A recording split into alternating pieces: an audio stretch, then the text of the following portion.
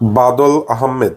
ভাই, আমি প্রবাসে আছি, আমার কাছে 20 লাখ টাকা আছে। আমি চাইতাছি দেশে গিয়ে ব্যবসা করতে। কি ব্যবসা করব একটু আইডিয়া দিলে ভালো হয়, কারণ আমি দীর্ঘ 15 বছর ধরে প্রবাসে আছি আর প্রবাস জীবন ভালো লাগে না। জীবনের শেষ সময়টা আমার পরিবারের সাথে কাটাতে চাই। অসংখ্য ধন্যবাদ, যেহেতু আপনার হাতে 20 লাখ টাকা আছে এবং আপনি দীর্ঘ 15 বছর ধরে প্রবাসে আছেন। ভাই, ভালো লাগে না? এতদিন প্রবাসে থাকলে কারোরই ভালো লাগার কথা না।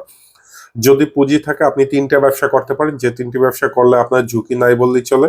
নাম্বার ওয়ান, আপনি একটি হার্ডওয়্যারের ব্যবসা করতে পারেন। হার্ডওয়্যারের দোকান, অর্থাৎ এখানে আপনার বিভিন্ন প্রকার লোহা লক্করি, এক কথায় বলতে গেলে আপনার পাইপ মোটর, এগুলো কি হার্ডওয়্যারের দোকান বলে। হার্ডওয়্যারের দোকান আমরা সবাই চলি, এই হার্ডওয়্যারের দোকান দিতে পারেন। নাম্বার দুই, আপনি যদি একটি ফার্মেসির কোর্স করে একটি ফার্মেসি দেন, সেখানেও আপনার লাভের পরিমাণ ভালো এবং মোটামুটি কাদায় নিশ্চিন্তেই আপনি ব্যবসা করবেন। 3 নাম্বার যে ব্যবসায়িক আইডিয়া দেব, সেটা হলে গিয়া আপনি একটি মোটরসাইকেলের পার্টসের দোকান দিতে পারেন, কারণ দেশে কিন্তু সব জায়গায় এখন মোটরসাইকেলের জনপ্রিয়তা এক কথায় বলতে খুব উপরে আছে।